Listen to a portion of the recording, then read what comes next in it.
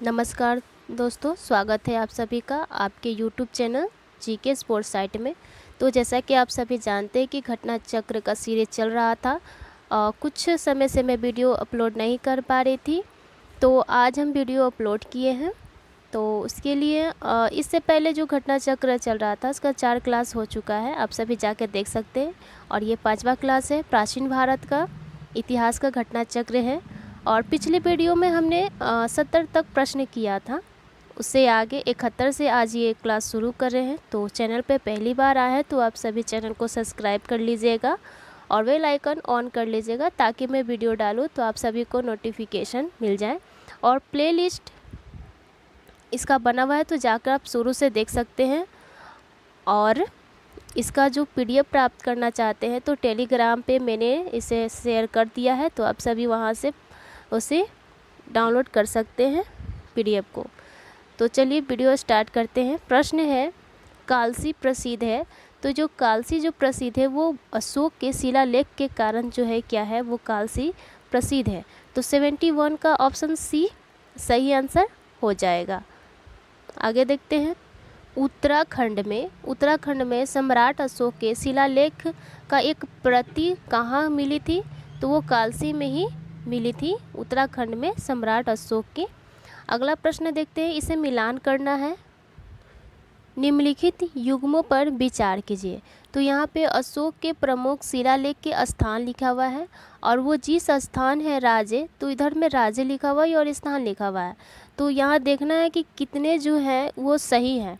तो धौली की बात करें तो ये उड़ीसा राज्य में था, ठीक है। और एरईगुड़ी ये आंध्र प्रदेश, ये भी जो है मिलान सही है। जोगढ़ की बात करें तो ये मध्य प्रदेश नहीं, यहाँ पे हो जाएगा उड़ीसा। ध्यान में रखेंगे, यहाँ पे क्या होगा, उड़ीसा। तो ये तो गलत हो गया। और कालसी, तो कालसी अभी हम लोग ने प्रश्न में देखा तो क्या था, उत्तराखंड। तो कालसी हो जाएगा उत्तराखंड, यानी कि ये भी ऑप्शन गलत है। तो कौन सा यहाँ सही हो जाएगा, सही सम्मिलित जो जोड़ा है वो हो जाएगा 1 और 2, 1 और 2, ठीक है। तो 1 और 2 कहाँ है, तो यहाँ देखेंगे तो ऑप्शन ए में दिया हुआ है केवल 1 युग्म, और बी में दिया हुआ है केवल 2 युग्म, और सी में दिया हुआ है केवल 3 युग्म, और डी में दिया हुआ है सभी युग्म।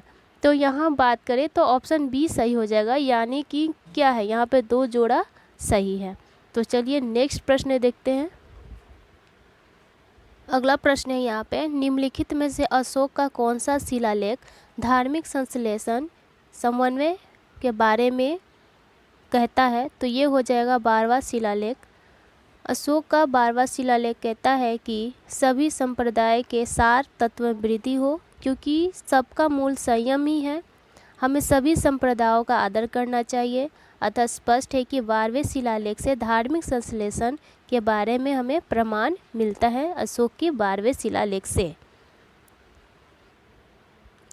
कलिंग युद्ध का विवरण हमें प्राप्त होता है, तो कलिंग युद्ध का विवरण 13वें शिलालेख द्वारा कलिंग युद्ध का विवरण यानी कलिंग युद्ध जो हुआ था उसके बारे में जानकारी हमें प्राप्त होती है 13वें शिलालेख अशोक के।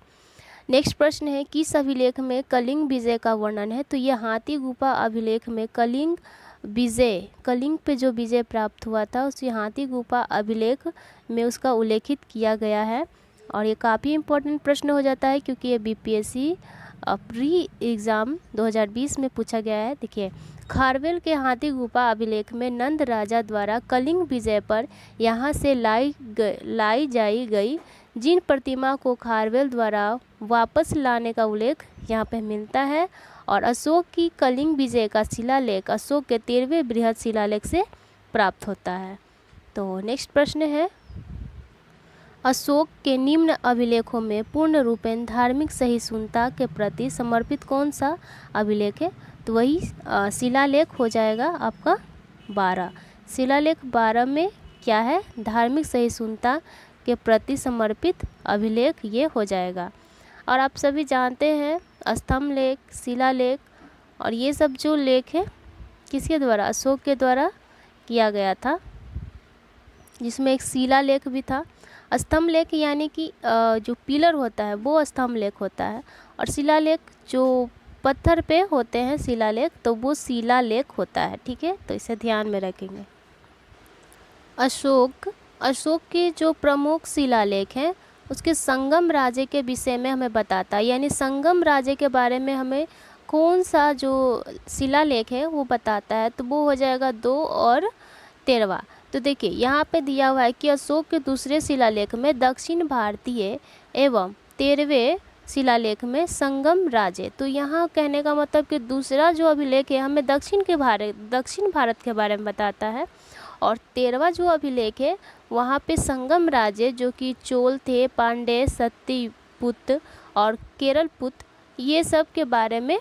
और यहाँ पे है सहित ताम्रपनी श्रीलंका की सूचना देता है। और जबकि 13वें शिलालेख में चोल एवं पांड्य एवं उसके, तो ये यहाँ पे अब देखिए कि निम्नलिखित में से किस दक्षिण राज्य का उल्लेख अशोक के अभिलेख में नहीं है, तो वो हो जाएगा सातवाहन के बारे में क्या है, अशोक के शिलालेख में उल्लेखित नहीं है। बाकी आपने अभी देखा चोल, सतपुत और पांडे के बारे में शिलालेख से हमें जानकारी प्राप्त होता है, लेकिन सातवाहन के बारे में हमें जानकारी प्राप्त नहीं होता है उसके अभिलेख।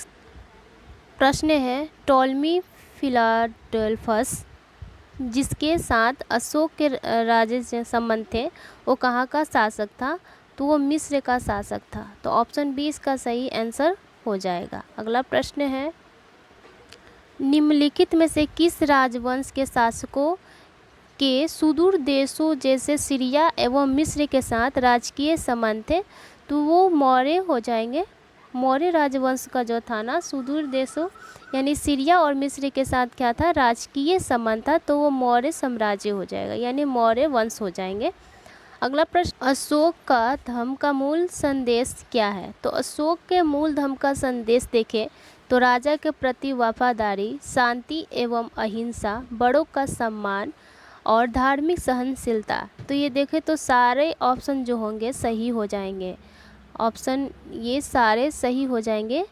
कैसे होंगे, तो यहाँ पे देखिए, यहाँ पे पढ़ते हैं तो अशोक धर्म एक नैतिक संहिता है और इसमें उसने अशोक अपने दूसरे और 7वें शिलालेख के माध्यम से संदेश देता है। कौन से दूसरे और 7वें शिलालेख के माध्यम से क्या करता है, वो संदेश देता है कि अपासिनवे बहुकयाने दया दाने सचे सोचे मादे साधवे च। देखिए अर्थात इसका कहने का मतलब है कि पाप करना, कल्याण करना, पाप कम करना, कल्याण करना, दया दान करना, सत्य बोलना, पवित्रता से रहना, स्वभाव में मधुरता तथा साधुता बनाए रखना, ये सारे शामिल हैं। तो इस प्रकार हम देखें तो अशोक के मूल संदेश में शांति और अहिंसा, बड़ों का सम्मान और धार्मिक सहनशीलता सब निहित है, अतः सही विकल्प ई हो जाएगा। तो ये इसका व्याख्या है और ये याद रखेंगे, शिलालेख 2 और 7वां ध्यान में रखेंगे। प्रश्न है निम्न में से अशोक के किस अभिलेख में पारंपरिक अवसरों पर पशु बलि पर रोक लगाई गई और ऐसा लगता है कि यह पाबंदी पशुओं पर वध थी, पायवदी पशुओं के वध पर थी। यानी कि अशोक ने एक शिलालेख लिखवाया और उसमें क्या किया कि वो जो स्तंभ यहाँ पर देखिए स्तंभ की बात हो रहा है, तो जो पिलर होता है उस पे अशोक ने लिखवाया था कि क्या होगा, पशु बलि जो है उस पे रोक लगाई जाएगी और ये स्तंभलेख 5वां स्तंभलेख था। ठीक है, और देखना चाहते हैं तो यहाँ पे हम दिखाते हैं आप सब। यहाँ पर है क्या कि यहाँ कोई जीव मारकर बलि ना दिया जाए और ना कोई उत्सव किया जाए। पहले प्रदेशी राजा की पाठशाला में क्या होता था कि प्रतिदिन सैकड़ों जीव मांस के लिए मारे जाते थे, लेकिन अब इस शिलालेख जो थे स्तंभलेख उससे क्या जब लिखा गया तो सिर्फ 3 पशु प्रतिदिन मारे जाते थे, जिसमें 2 मोर एवं 1 मृग था। और इसमें भी मृग हमेशा क्या हुआ था, नहीं मारा जाता था, ये तीनों भी भविष्य में नहीं मारे जाएंगे ऐसा था। और 5वें स्तंभलेख के अनुसार अशोक द्वारा राज्याभिषेक के 26 वर्ष बाद निम्नलिखित जीवों का वध निश्चित किया, यानी तोता, मैना, अरुणा, जंगली बत्तख, नंदीमोग, चमगादड़, रानी चिटियाँ, अस्थि रहित मछली, कछुआ, सही, गिलहरी, हिरन, बैल, श्वेत कबूतर, घरेलू कबूतर ऐसे चौपाए जो खाए ना जाते हो और अन्य किसी काम में ना आते हो। प्रत्येक पक्ष के 8वें, 14 और 7वें और 15वें दिन, 30 और पूर्ण वर्षों के दिन, तीनों ऋतुओं की प्रथम पूर्णिमा को तथा दूसरे, जैसे ये सब यहाँ पे नियम लिखे गए थे। तो ये आप सभी अच्छे से इसे समझ लीजिए।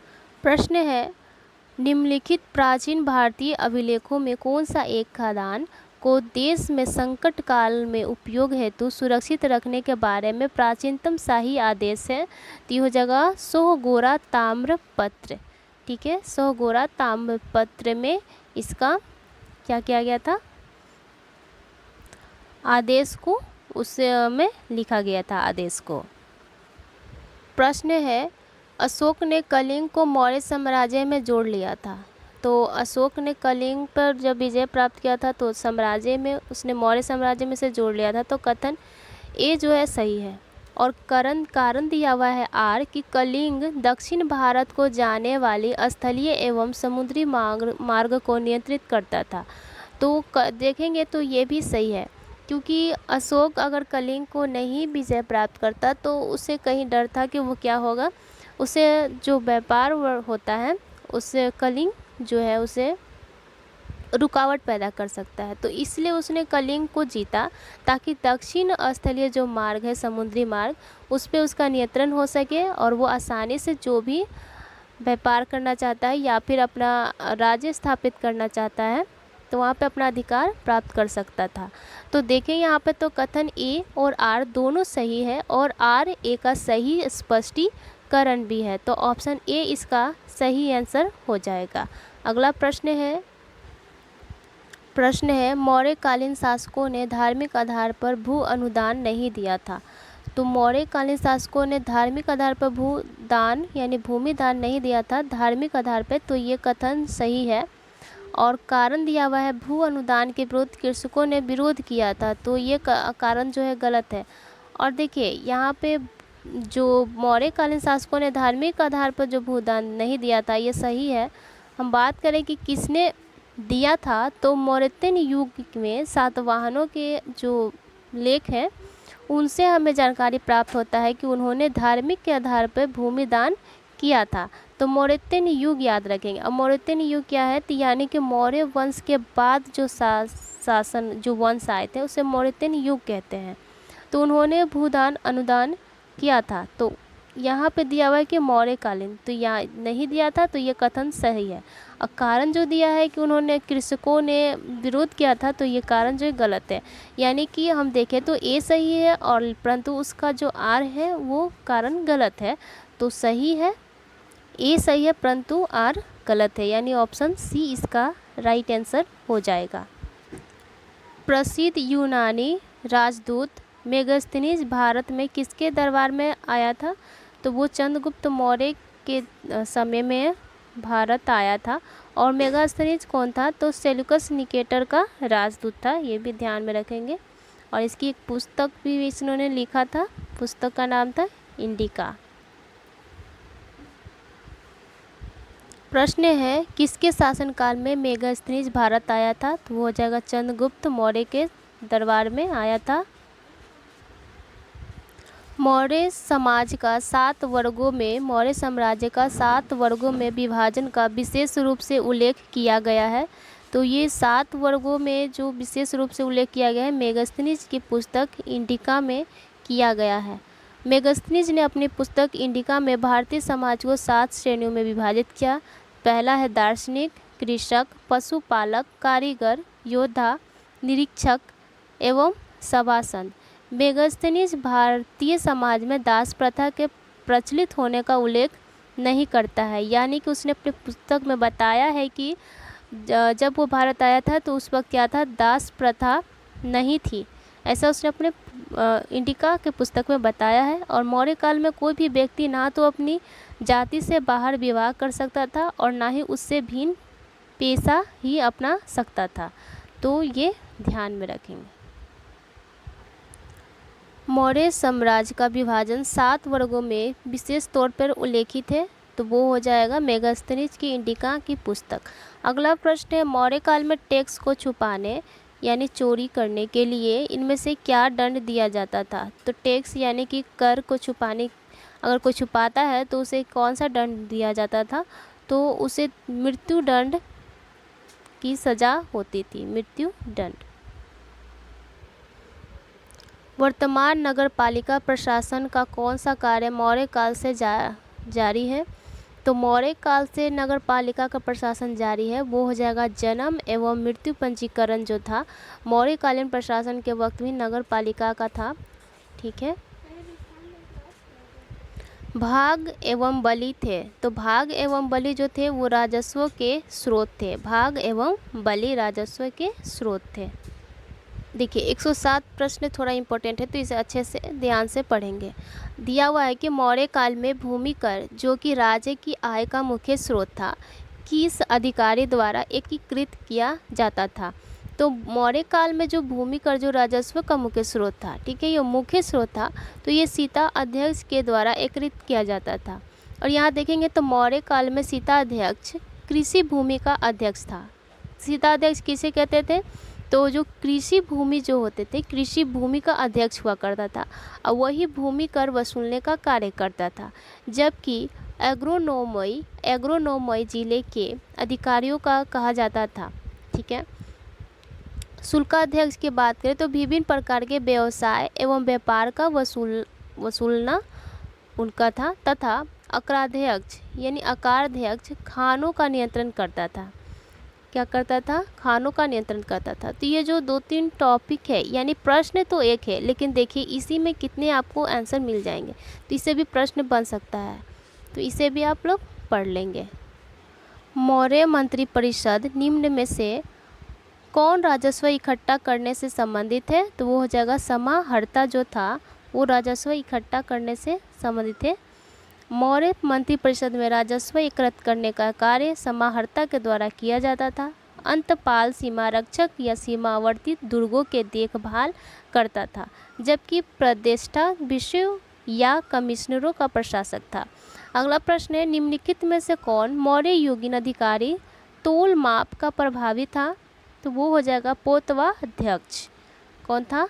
मौर्य युगीन में देखेंगे तो तोल माप के जो प्रभावी थे उसे पोतवा अध्यक्ष कहा जाता था। प्रश्न है, मौर्य काल में एग्रोनोमई अधिकारी निम्नलिखित में से किस क्षेत्र से संबंधित है? तो मार्ग निर्माण से संबंधित है एग्रोनोमई।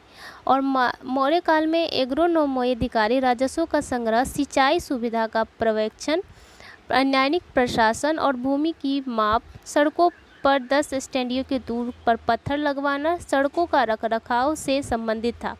इस तरह मार्ग निर्माण उसका प्रमुख कार्य प्रतीत है। और उत्तर प्रदेश ये तो यहाँ पे ये जो है यूपी पीसीएस प्री 2020 में ये प्रश्न पूछा गया है। ठीक है। प्रश्न है कि सूची 1 और सूची 2 को सम्मिलित कीजिए तथा सूचियों में दिए गए कूट को सही उत्तर चुनिए।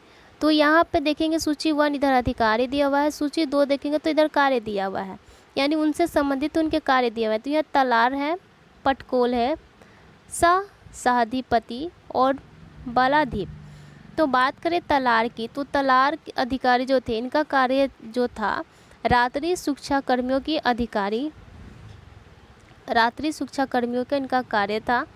पटकोल की बात करें तो ये ग्रामीण कर वसूल करने का अधिकारी हुआ करते थे। पटकोल ऑप्शन यहाँ देखेंगे तो 4 होगा, तलार का देखेंगे तो 3 हो जाएगा। और बात करें सहाधिपति तो ये चोरी डकैती के मुकदमे का अधिकारी हुआ करते थे।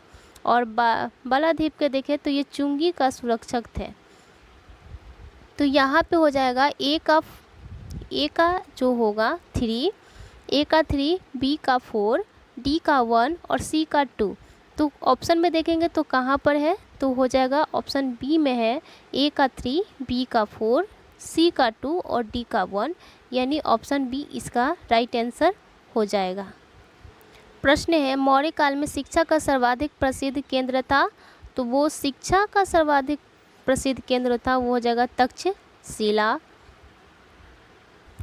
तो वीडियो को यहीं पर हम अभी इसे समाप्त करते हैं और नेक्स्ट वीडियो में इसे कंटिन्यू करेंगे। आप सभी चैनल से जुड़े रहिएगा और मैं कोशिश करूँगी कि वीडियो में रोज़ डालूँ, ठीक है।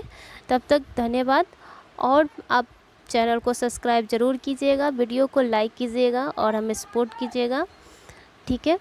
और मैं जैसे ही ये हिस्ट्री प्राचीन भारत का समाप्त होता है, उसके बाद मैं तुरंत घटना चक्र का आधुनिक भारत का मैं करवाना चाहूँगी।